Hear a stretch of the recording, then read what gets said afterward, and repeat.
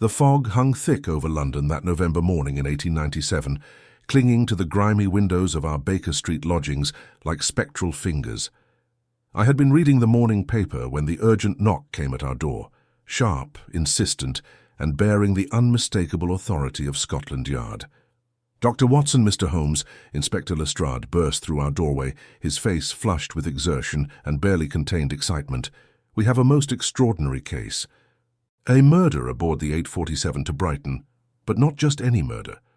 The victim was found locked inside his first-class compartment, stabbed through the heart, with no possible means of escape for his killer."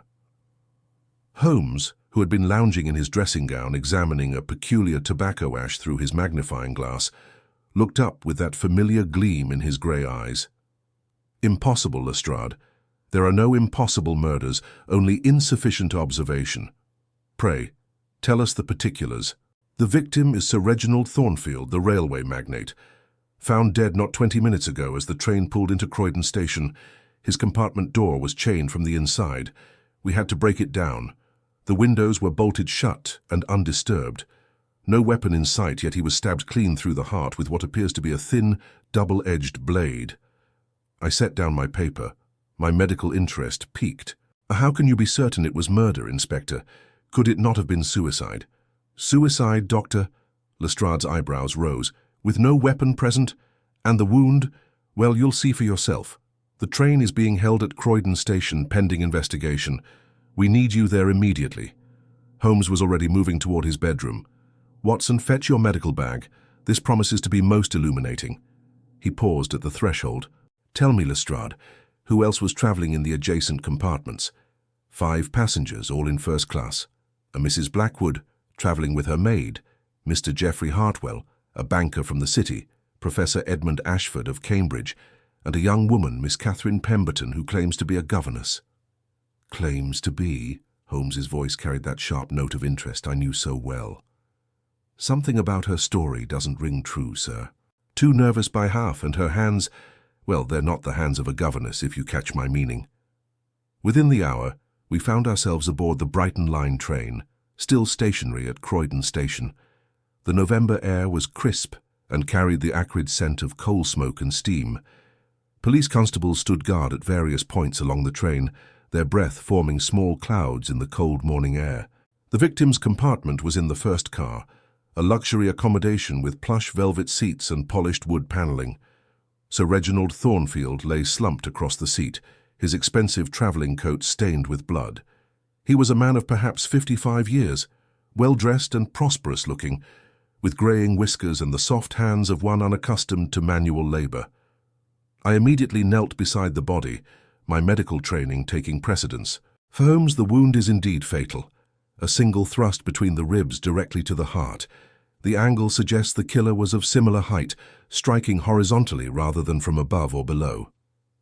Holmes was already examining the compartment with his characteristic thoroughness, his keen eyes taking in every detail. "The chain across the door. Observe, Watson. It's a simple sliding bolt mechanism, but see here." He pointed to the door frame. Fresh scratches on the metal. This chain was manipulated recently, and not necessarily from the inside. "But how, Holmes? The door was chained shut when we arrived." "Ah, but was it chained shut when the murder took place? That, my dear fellow, is the question." He moved to the windows, testing the bolts. "These are genuine, locked from the inside and undisturbed. No one entered or left through here." "Then how?" "Patience, Watson. Let us examine our suspects before drawing conclusions." He turned to Lestrade. "I shall want to speak with each passenger individually, but first, show me their compartments." We moved through the first-class car, Holmes noting the layout with professional interest. The compartments were arranged along one side of the car, each with a door opening onto the central corridor. Sir Reginald's was the third from the front, with Mrs. Blackwood and her maid in the first, Mr. Hartwell in the second, Professor Ashford in the fourth, and Miss Pemberton in the fifth. "The maid travels with Mrs. Blackwood?" Holmes inquired. "Yes, sir, a Frenchwoman, barely speaks English. Mrs. Blackwood is a widow, travelling to Brighton for her health, she says." Holmes examined each compartment briefly, then requested that the passengers be brought to the dining car for questioning. The dining car had been cleared of other travellers, its white tablecloths and silver service creating an incongruously genteel setting for a murder investigation. Mrs. Blackwood was a woman of middle age, elegantly dressed in black silk with a mourning brooch at her throat. Her maid, a small dark-haired woman named Celeste, hovered nearby, clearly uncomfortable with the situation. "I knew poor Reginald slightly," Mrs. Blackwood said, dabbing at her eyes with a lace handkerchief. "We moved in similar circles, such a tragic end to a good man." "When did you last see Sir Reginald?" Holmes asked. "Just after we departed Victoria Station." He nodded to me in the corridor. We were both making our way to our compartments. I retired immediately as the motion of the train troubles my constitution. "And you, madame?" Holmes addressed the maid in French, which surprised me, as I had not known he spoke the language fluently. The maid replied rapidly in French, her eyes darting nervously between Holmes and her mistress. Mrs. Blackwood's face tightened, almost imperceptibly. "She says she was with me the entire journey," Mrs. Blackwood translated. "She suffers from nerves and dislikes traveling alone." Mr. Geoffrey Hartwell was next, a thin, precise man with wire-rimmed spectacles and the pallor of one who spends his days bent over ledgers. He seemed genuinely shaken by the morning's events. "I had business in Brighton," he explained. "Banking matters, you understand. I saw Sir Reginald boarding the train but had no interaction with him. I spent the journey reviewing my papers and dozed fitfully." "You knew the deceased?" Holmes inquired. "Only by reputation. He was a prominent figure in railway investments. I had heard, well, one hears rumors in the city about various business dealings, but I prefer not to engage in gossip." Professor Ashford proved to be a fascinating character, a man of perhaps 60, with wild grey hair and ink-stained fingers. He spoke with the passionate intensity of one accustomed to lecturing. "I was traveling to Brighton to examine some Roman artifacts recently discovered there," he explained. "My field is ancient history, Mr. Holmes. I knew Sir Reginald only slightly. We had met at various social functions. A man of business, you understand, not particularly interested in scholarly pursuits." "Yet you were traveling in first class," Holmes observed. "Academic salaries are not typically so generous." The professor's cheeks flushed slightly. "I have been fortunate in my investments, Mr. Holmes. Unlike some of my colleagues, I have not ignored the practical aspects of life entirely." Miss Catherine Pemberton was the last to be questioned, and I found myself studying her with growing interest. She was a young woman of perhaps 25 with dark hair and intelligent eyes, yet there was something about her bearing, a certain confidence that seemed at odds with her claimed profession. "I am employed as a governess in Brighton," she said, her voice steady despite her earlier nervousness. "I was returning from a brief visit to London on personal business." "What manner of personal business?" Holmes asked gently. "Family matters, Mr. Holmes. I prefer not to discuss them in detail." "Of course, and you knew Sir Reginald how?" "I didn't know him at all. I saw him boarding the train, but we had no interaction." Holmes leaned back in his chair, his fingers steepled. "Tell me, Miss Pemberton, for I suspect that is not your real name, why do you carry a small vial of chloroform in your reticule?" The young woman's face went pale, and her composure cracked for just a moment. I don't know what you mean." "Come now, Miss Pemberton, or shall I call you by your real name? I detected the distinctive sweet scent when you opened your bag to retrieve your handkerchief. Chloroform has a very particular odor, one I have encountered in my previous cases. Combined with the fact that your hands show signs of recent chemical staining, not the hands of a governess, as Lestrade astutely observed, I deduce you have some knowledge of chemistry." The young woman looked around the dining car desperately, as if seeking escape. I can explain." "I'm certain you can," Holmes said smoothly. "But perhaps we should hear from all our witnesses before we delve into individual explanations. Inspector Lestrade, have you completed your examination of the victim's effects?" "Yes, sir. His wallet was untouched, over £50 in notes and coins. His watch and jewellery were undisturbed. If this was robbery, it was a most peculiar one." "Indeed. And the murder weapon?" "No trace of it, sir. We've searched the entire compartment and the adjacent areas. It's as if it simply vanished." Holmes stood and began pacing, his hands clasped behind his back. "Let us consider what we know. Sir Reginald Thornfield was stabbed through the heart with a thin blade, while locked inside his compartment. The weapon has disappeared, the compartment was chained from the inside, and we have 5 passengers, each with their own secrets." He paused, fixing each suspect with his penetrating gaze. "Mrs. Blackwood, your maid speaks perfect English, despite your claims to the contrary. I heard her whisper to you in unaccented English when she thought I was not listening. Professor Ashford, your ink stains are actually chemical burns, the distinctive marking of someone who works with photographic chemicals. Mr. Hartwell, your nervousness suggests you knew Sir Reginald far better than you admit. And Miss Pemberton," he turned to the young woman, "Miss Pemberton, you are not a governess. Your education is evident in your speech and bearing, but your hands tell a different story. You work with chemicals, possibly in photography or medicine. The chloroform in your possession suggests the latter." The atmosphere in the dining car had grown tense, each passenger now regarding the others with suspicion. I found myself wondering which of these seemingly respectable individuals could be capable of murder. "But here," Holmes continued, "we encounter our central mystery. How was the murder committed? The compartment was locked from the inside, the weapon has vanished, and yet Sir Reginald lies dead. The answer, I suspect, lies not in who committed the murder, but in how it was accomplished." He moved to the window and gazed out at the platform, where constables continued their methodical search.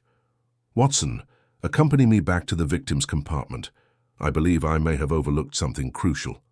As we made our way back through the train, I could not help but notice the way the other passengers watched us, some with hope, others with barely concealed fear.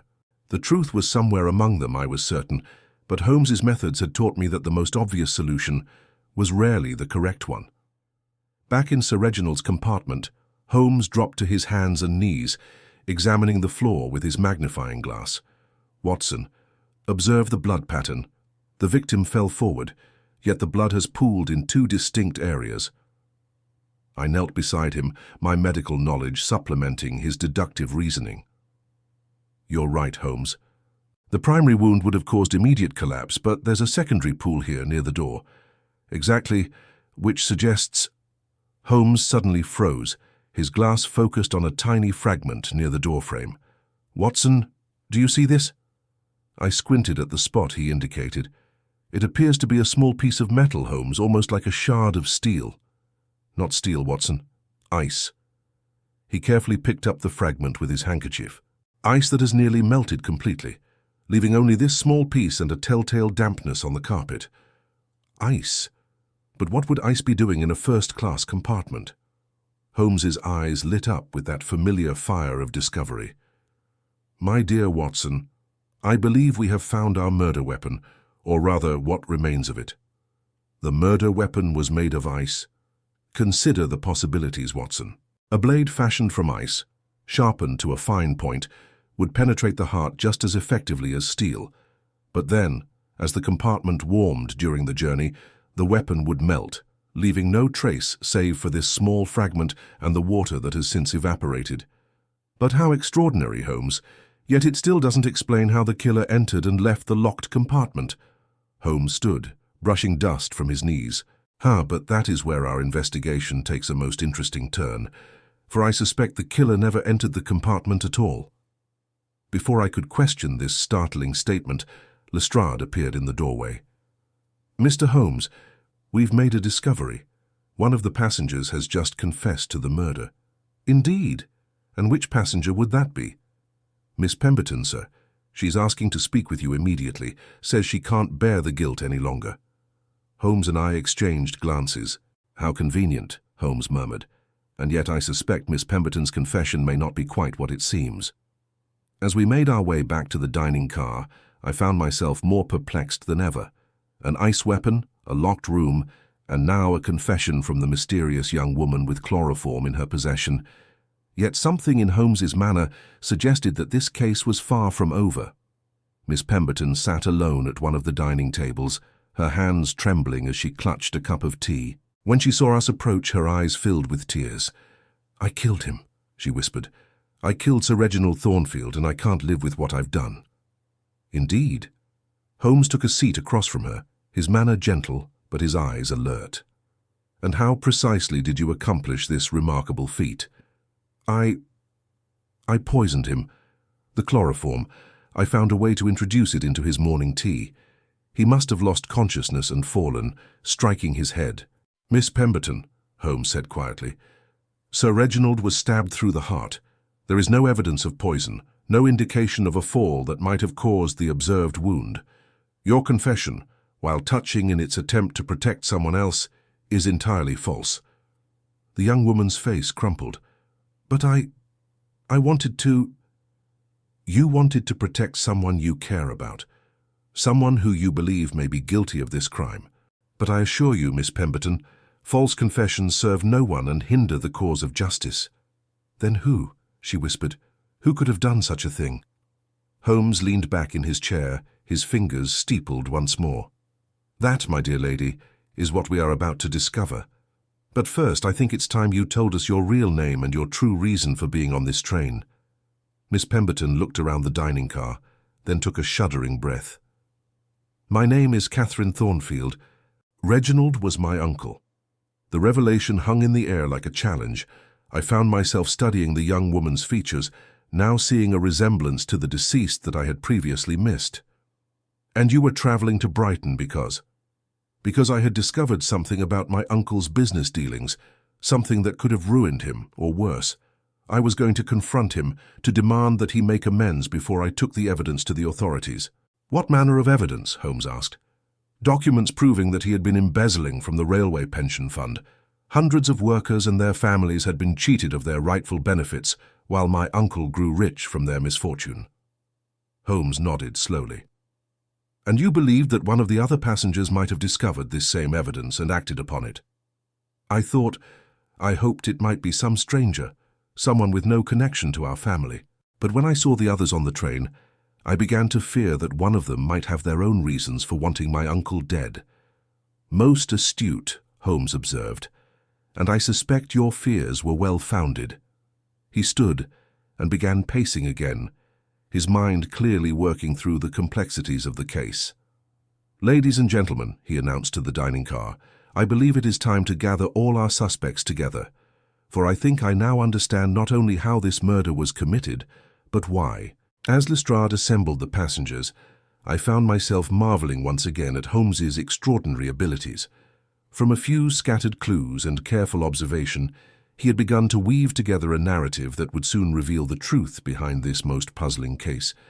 But I sensed that the revelation would bring little comfort to anyone involved, for the truth often carried its own burden of sorrow and regret. The assembled passengers sat in uncomfortable silence as Holmes prepared to address them. The dining car had taken on the atmosphere of a courtroom, with each individual seeming to shrink into themselves as they awaited whatever revelation was to come.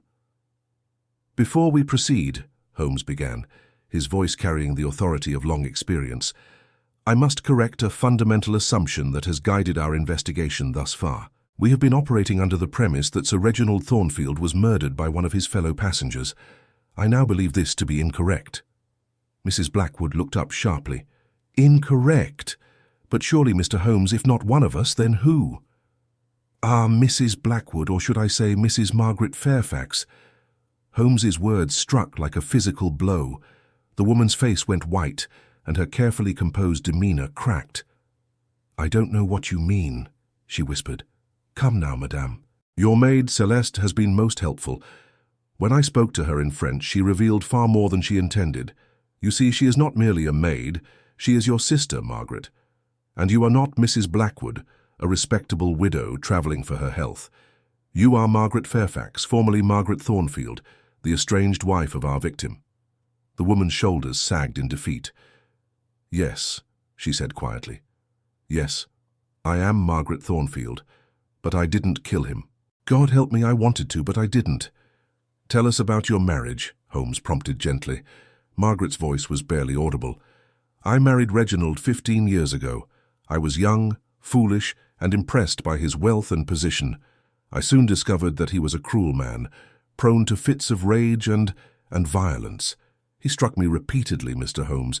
When I finally found the courage to leave him, he used his influence to have me declared mentally unstable. I lost everything. My home, my position in society, even my own name.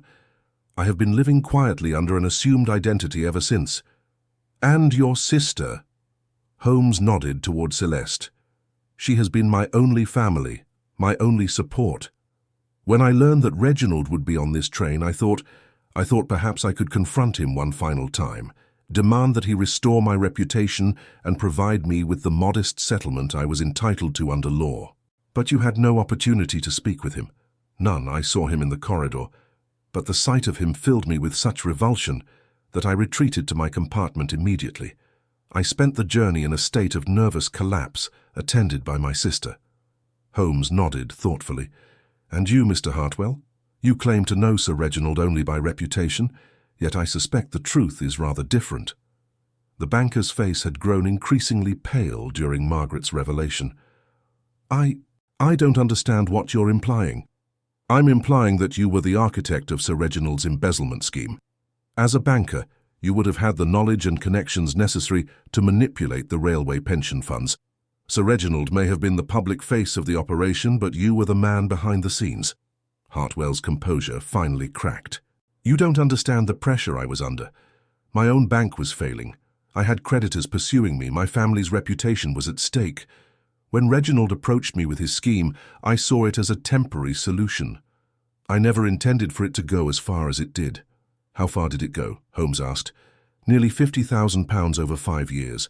We convinced ourselves that we were borrowing from the fund, that we would eventually repay it with interest. But the investments failed, the debts mounted, and suddenly we were trapped in a web of our own making." "And you were travelling to Brighton to meet with Reginald and discuss our options." The fund trustees were becoming suspicious, asking questions we couldn't answer. "I was going to propose that we confess everything and accept the consequences." Holmes turned to Professor Ashford. "And you, Professor, what role did you play in this sorry tale?" The elderly academic straightened in his chair. "I was Sir Reginald's blackmailer." The confession hung in the air like a thunderclap. Even I, accustomed to Holmes's methods of extracting truth, was surprised by the professor's forthright admission. "I discovered their embezzlement scheme quite by accident," Ashford continued. "I had been researching the financial records of various railway companies for a book I was writing on industrial history. The discrepancies in the pension fund were obvious to anyone with a mathematical mind. I realized that Sir Reginald and his accomplices were stealing from working men and their families, people who could ill afford such losses." "So you decided to blackmail them rather than expose them?" Holmes asked. "I told myself I was ensuring that the money would be repaid. I demanded that Sir Reginald contribute to my archaeological expeditions, my research projects. I convinced myself that I was putting the stolen funds to good use, advancing human knowledge rather than lining the pockets of corrupt businessmen." "How much did you extract from him?" £5,000 over the past 2 years. I was travelling to Brighton to demand another payment. My Roman artifact expedition requires additional funding." Holmes paced to the window, his hands clasped behind his back. "So we have a wife seeking justice, a banker seeking escape from his crimes, and a professor seeking to continue his profitable blackmail scheme. 3 people with compelling motives for murder, yet I maintain that none of you killed Sir Reginald Thornfield." "Then who did?" Margaret Thornfield asked, her voice breaking. "That, madam, brings us to the heart of our mystery. For the killer was not among the passengers on this train. The killer was Sir Reginald Thornfield himself." The pronouncement sent a shock through the assembled group. Lestrade stepped forward, his face creased with confusion. "Mr. Holmes, with respect, that's impossible. The man was stabbed through the heart. No one commits suicide by stabbing themselves in such a manner." "Quite correct, Inspector. Sir Reginald did not commit suicide. He was murdered, but not by any human hand. He was killed by his own fear, his own guilt, and his own elaborate scheme to escape justice." Holmes moved to the center of the dining car, his voice taking on the measured cadence of a lecturer presenting a complex theorem. "Consider the evidence we have discovered. An ice weapon that melted after the murder, leaving only traces. A locked compartment that showed signs of recent manipulation. A man who knew that his crimes were about to be exposed, that his wife, his business partner, and his blackmailer were all converging on him simultaneously." "But how, Holmes?" I interjected. "How could a man arrange his own murder?" "Elementary, Watson. Sir Reginald Thornfield was a man of considerable intelligence and resources, When he realized that his exposure was inevitable, he devised a plan to escape the consequences of his actions. He would stage his own murder in such a way that suspicion would fall on one of his enemies, while he himself would disappear and begin a new life elsewhere. Holmes produced a small leather notebook from his coat. I found this concealed in Sir Reginald's compartment, tucked behind the seat cushions. It contains detailed plans for his escape, including arrangements for a new identity, passage to the Americas, and the transfer of his remaining wealth to foreign banks. But he's dead, Holmes. How can you claim he planned his own escape when he lies murdered? Because, Watson, his plan went catastrophically wrong. Sir Reginald intended to fake his death using a theatrical device, a retractable blade that would appear to penetrate his chest while actually retracting into the handle. The blood was to be provided by a small bladder of pig's blood concealed in his clothing. Holmes opened the notebook and read aloud. The timing is crucial. The blade must be activated at the precise moment the train enters the tunnel between Clapham and Croydon. The darkness will provide cover for the switch, and the confined space will prevent close examination until the train reaches the station. But what went wrong? Margaret Thornfield asked. Sir Reginald made a fatal error in his choice of accomplices. He had arranged for someone to assist him in his escape, someone who would help him slip away during the confusion following the discovery of his body. But that same accomplice had their own reasons for wanting him dead. Holmes paused, his keen eyes scanning the faces of the assembled passengers. The accomplice was someone he trusted, someone he believed shared his guilt and would therefore be motivated to help him escape. But that person had reached a different conclusion about how to handle their shared predicament. Who? Lestrade demanded. Who was the accomplice? I believe that will become clear when we examine the second part of Sir Reginald's plan. You see, he had prepared a second compartment for his escape, a storage compartment in the luggage car where he could hide until the train reached Brighton. From there, he would make his way to a waiting ship and disappear forever. Holmes led us through the train to the luggage car, where he directed the constables to search for a concealed compartment. Within minutes, they had discovered a hidden space behind a false wall, equipped with food, water, and a change of clothes. Sir Reginald was to hide here after staging his death, Holmes explained. His accomplice would create the necessary distraction, allowing him to slip away unnoticed. But when the moment came, the accomplice had a different plan. They killed him for real, I said, understanding dawning. Precisely, Watson, but how? The compartment was locked from the inside, remember? The accomplice could not have entered to commit the murder. Holmes returned to the victim's compartment, where he began another detailed examination. The answer lies in the mechanism of the murder itself. Sir Reginald's plan called for the use of a retractable blade, but I now believe that his accomplice substituted a real weapon, one that would actually kill him. But what sort of weapon could be used from outside a locked compartment, I asked. A weapon that could be introduced through a small opening and then withdrawn, leaving no trace of its presence. Holmes knelt beside the compartment door, examining the lock mechanism with his magnifying glass. Watson observed this tiny hole in the doorframe. It appears to be a defect in the wood, but I believe it was deliberately created. I bent to examine the hole, which was barely visible to the naked eye. It's perfectly round, Holmes, and extends through the entire thickness of the doorframe. Exactly. Now imagine a thin, sharp implement, perhaps a long, thin blade or even a sharpened wire, inserted through this hole at precisely the right angle. If the victim were positioned correctly, such a weapon could penetrate the heart with deadly accuracy. But how could the killer ensure that Sir Reginald would be in the correct position? Because Sir Reginald positioned himself according to his own plan, he was expecting to activate his fake murder device at a predetermined moment. His accomplice knew exactly where he would be and when. Holmes stood and began pacing again. The ice fragments we found were not from the murder weapon itself, but from a substance used to guide the real weapon to its target. The accomplice used ice to create a temporary channel through which the actual weapon could be inserted with perfect accuracy. But who, Holmes? Who had the knowledge and opportunity to carry out such an elaborate plan? Someone who understood Sir Reginald's escape plan in detail, someone who had access to his compartment before the journey began, someone who possessed the technical knowledge to create the necessary modifications to the door frame. Holmes fixed his gaze on one of the assembled passengers, someone who worked with chemicals and had steady hands trained in precision work, someone who claimed to be a governess but whose true profession involved the development of photographic plates in a darkroom. All eyes turned to Catherine Thornfield, whose face had gone pale. "No," she whispered. "No, that's not possible. I would never—" "Miss Thornfield," Holmes said gently, "you are not the killer. But you know who is, don't you? You discovered your uncle's plan, and you tried to stop it. That's why you were really traveling to Brighton, not to confront him about his embezzlement, but to prevent him from escaping justice." Catherine's composure finally broke, and she began to weep. "I found his notebook, his plans. I couldn't bear the thought of him getting away with what he had done to all those families. But I never intended for him to die. I only wanted to ensure that he faced trial for his crimes."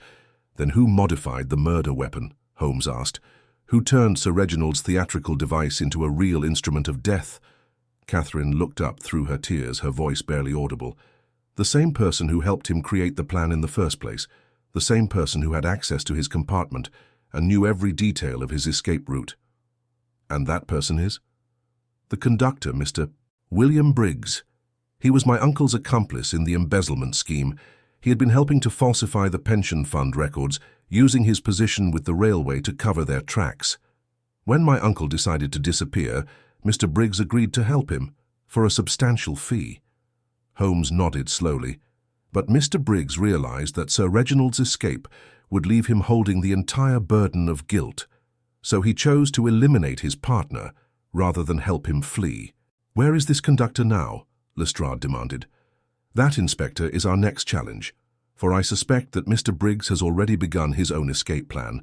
He knew that Sir Reginald's murder would be discovered at Croydon Station, and he has likely used the confusion to slip away unnoticed." As if summoned by his words, a constable appeared in the doorway of the dining car.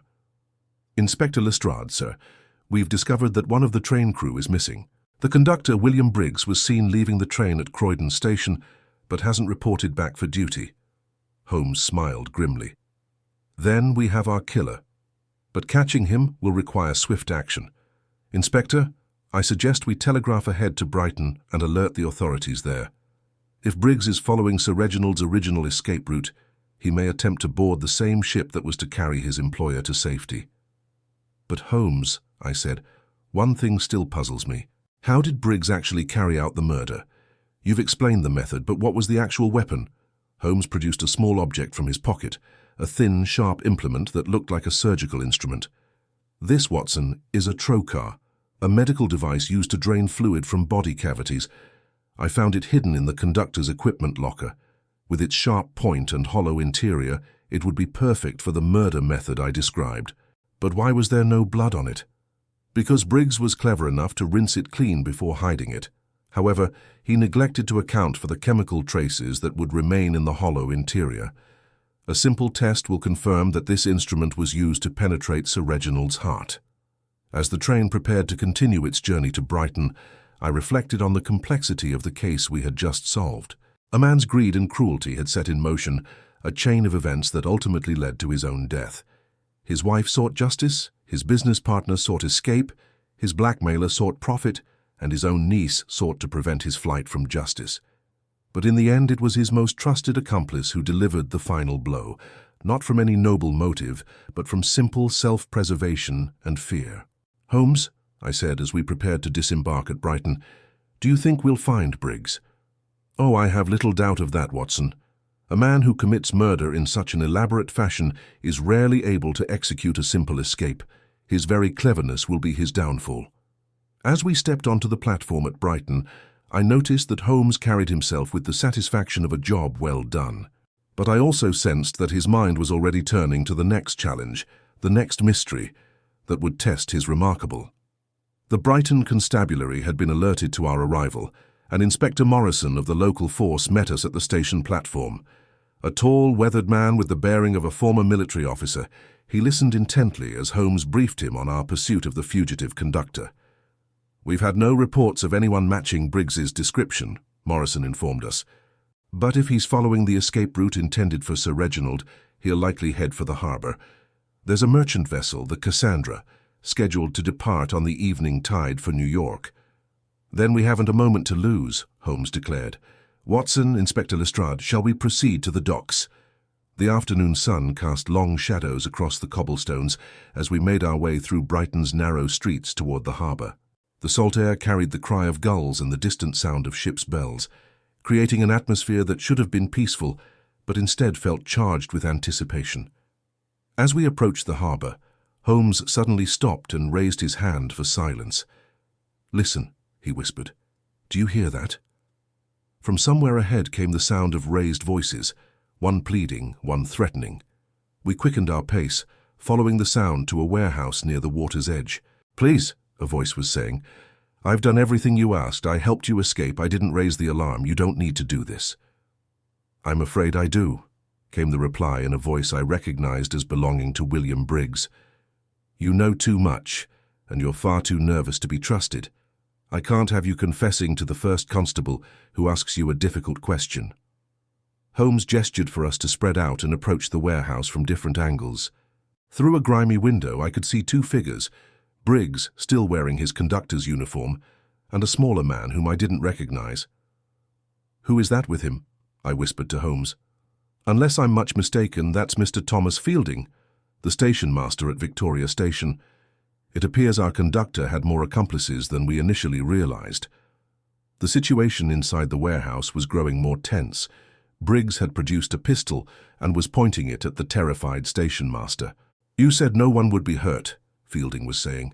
"You promised it would just be a simple disappearance. I never agreed to murder." "Plans change," Briggs replied coldly. "Sir Reginald was supposed to vanish quietly, leaving me with enough money to start over in America. Instead, his meddling niece complicated everything, and now half of Scotland Yard is hunting for me." "But I helped you modify his compartment," Fielding protested. "I gave you access to the train before departure. I even helped you plant the false evidence to make it look like one of the passengers was guilty. Yes, and you've been handsomely paid for your services, but now you're a liability I can't afford." Holmes had heard enough. He signalled to Lestrade and Inspector Morrison, then stepped boldly through the warehouse door. "Mr. Briggs," he called out calmly, "I think you'll find that your situation is quite hopeless. The warehouse is surrounded, and your ship has been detained by the harbour authorities." Briggs spun around, his pistol now trained on Holmes. "The great Sherlock Holmes," he sneered. "I wondered when you'd make your appearance. A bit late to save your victim, though, aren't you?" "On the contrary," Holmes replied, his voice steady despite the weapon pointed at his chest. "I believe we're precisely on time to prevent another murder." "Another murder?" Briggs laughed harshly. "You still don't understand, do you? Sir Reginald wasn't my first victim, he was my second." The revelation sent a chill through the warehouse. Even Holmes seemed taken aback by this unexpected confession. "Who was the first?" Holmes asked. "My own brother, James. He was a clerk in the railway pension office, and he discovered our embezzlement scheme 2 years ago. He threatened to expose everything unless we made full restitution immediately." "So you killed him to protect your secret?" "I made it look like an accident. A fall from the station platform in front of an oncoming train. Poor James always was clumsy, but his death bought us time to cover our tracks and expand our operations." Holmes took a step forward, his voice taking on a harder edge. "And now you're prepared to kill Mr. Fielding to protect yourself once again?" "I'm prepared to kill anyone who stands between me and my freedom," Briggs replied, "including you, Mr. Holmes, if necessary." "I don't think so," Holmes said quietly. "You see, Mr. Briggs, you've made a fundamental error in your reasoning. You've assumed that Thomas Fielding is your accomplice when, in fact, he's been working with us all along." Briggs's face registered confusion and then fear as the implications of Holmes's words sank in. "Mr. Fielding," Holmes continued, "or should I say Inspector Fielding of Scotland Yard's Special Branch, has been investigating the pension fund fraud for months. When we realized that Sir Reginald's murder was connected to the embezzlement scheme, Inspector Fielding volunteered to pose as your accomplice in order to draw you out." The man I had thought was a terrified station master suddenly straightened, his whole demeanor changing. "William Briggs," he said formally, "I arrest you for the murders of James Briggs and Sir Reginald Thornfield and for conspiracy to defraud the railway pension fund." Briggs's hand shook as he kept the pistol trained on Holmes. You're lying. This is some kind of trick. No trick, Mr. Briggs. Inspector Fielding has been documenting your confessions throughout this conversation. Everything you've said has been witnessed by multiple police officers. I don't believe you, Briggs said desperately. Thomas, tell them you're not a police officer. Tell them you're just a station master who got in over his head. Inspector Fielding smiled grimly. I'm afraid Mr. Holmes is quite correct. I've been investigating you for months, William. We knew about the pension fund fraud, we knew about your brother's death, and we suspected you were planning something involving Sir Reginald's journey to Brighton. But how? Briggs demanded. How could you possibly have known? Because, Holmes interjected, your brother James was not the only railway employee who discovered your scheme. There were others, honest men who reported their suspicions to the authorities. Special Branch has been building a case against you for over a year. When Sir Reginald's body was discovered, Inspector Fielding continued, we realized that our investigation had taken a deadly turn. Mr. Holmes's involvement provided us with the perfect opportunity to flush you out. Briggs's face had gone pale, and sweat beaded on his forehead despite the cool air in the warehouse. You've been playing me all along, just as you played your brother, and Sir Reginald and all those innocent families whose pensions you stole, Holmes replied. The difference is that our deception serves justice, while yours served only greed. I won't hang for this, Briggs said, his voice rising to a near shout. I won't let you take me alive. He raised the pistol toward his own temple, but Inspector Fielding was faster. Years of training allowed him to lunge forward and knock the weapon from Briggs's hand before the desperate man could pull the trigger. The fight was brief but violent. Briggs, cornered and desperate, fought with the fury of a man who had nothing left to lose, but he was no match for the combined efforts of Lestrade, Morrison, and Inspector Fielding. Within moments, he was subdued and placed in custody. As the constables led Briggs away, Holmes turned to Inspector Fielding. An excellent performance, Inspector. You played the role of the terrified accomplice to perfection. Thank you, Mr. Holmes. Though I must admit, there were moments when I wondered if you would arrive in time. Briggs was becoming increasingly unstable, and I feared he might actually pull the trigger. You were never in any real danger, Holmes assured him. Watson and I have been watching the warehouse for the past hour. We would have intervened sooner if necessary. As we walked back toward the town centre, I found myself reflecting on the complexity of the case we had just concluded. Holmes, I said, there's one thing I still don't understand. How did you know that Inspector Fielding was not really Sir Reginald's accomplice? Holmes smiled. Several things gave him away, Watson. First, his hands were too clean for a man who worked with trains and coal dust every day. Second, his speech patterns were too refined for his supposed station in life.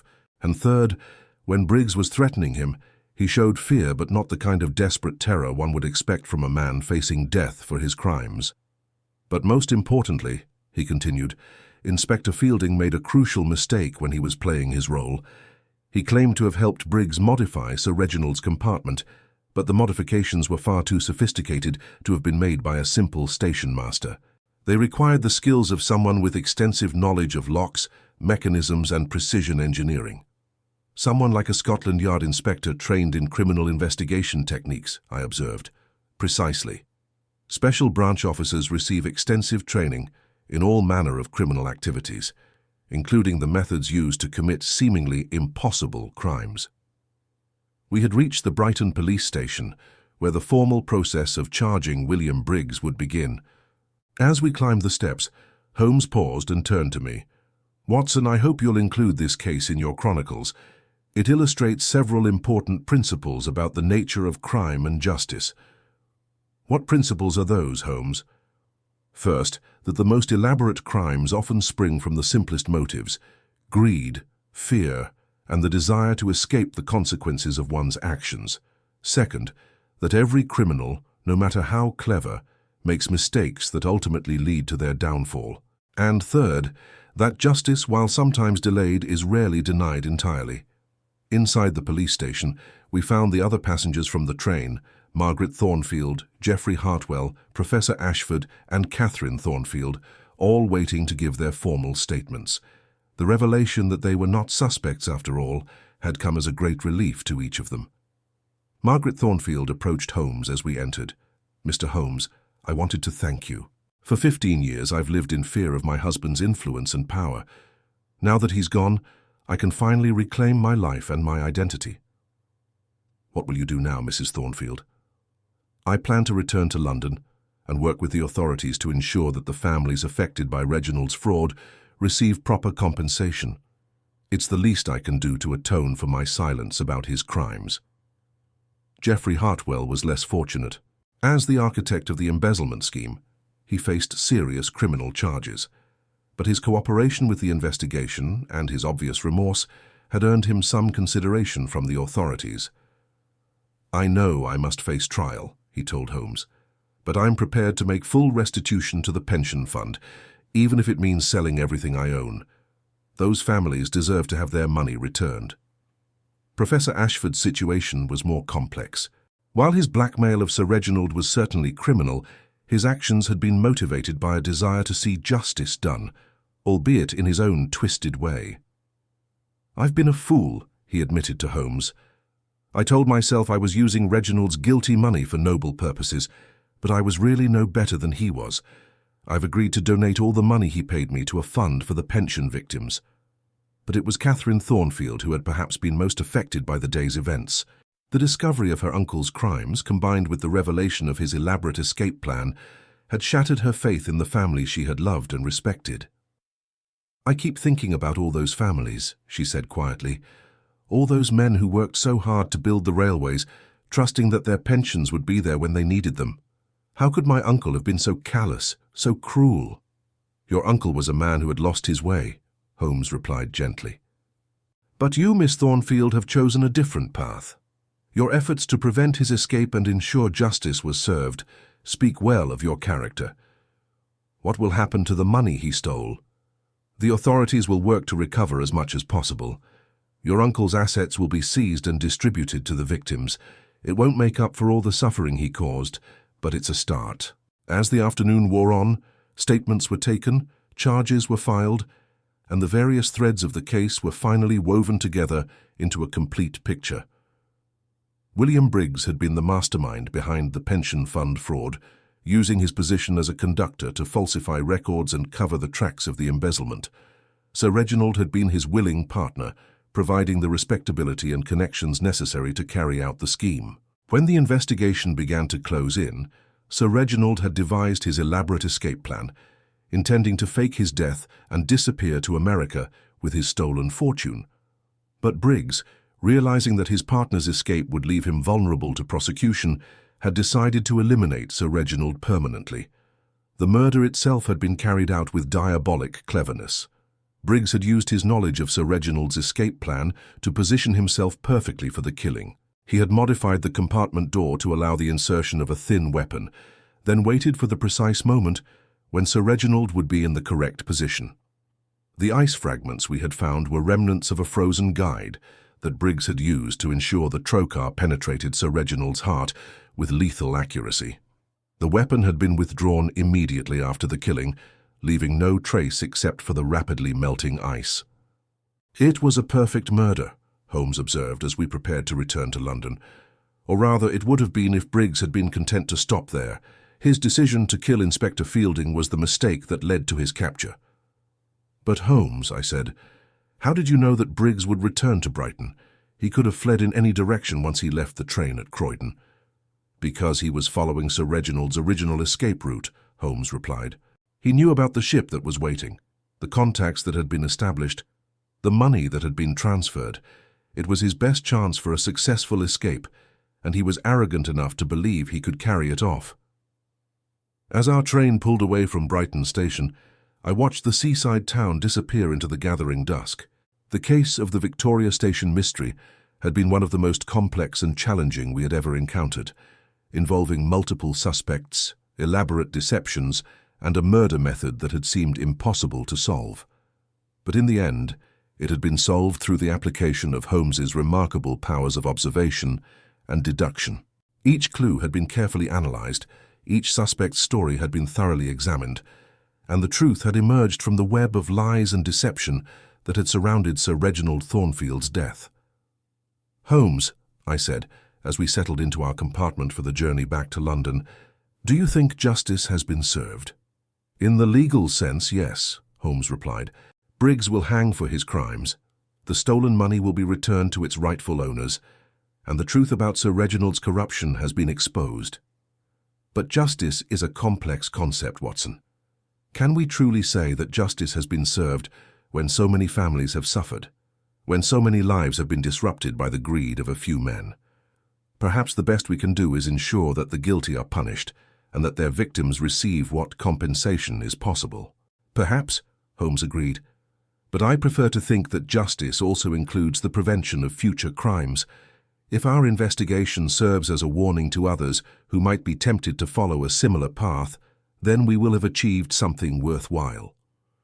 As the train carried us through the darkness toward London, I reflected on the events of the day. The Victoria Station mystery had been solved, but its resolution had revealed a web of corruption and deceit that extended far beyond a single murder. The case had shown us the worst of human nature: greed, betrayal, and the willingness to destroy innocent lives for personal gain. But it had also shown us the best: the courage of those who stood up to corruption, the dedication of officers like Inspector Fielding who worked tirelessly to bring criminals to justice, and the determination of victims like Margaret Thornfield to rebuild their lives and help others. "One more case closed," I said to Holmes as we approached London. "Indeed, Watson, but I suspect it won't be long before another mystery presents itself. Crime never sleeps, and neither, it seems, do those of us who fight against it." As we disembarked at Victoria Station, the very place where our adventure had begun, I couldn't help but smile at the irony.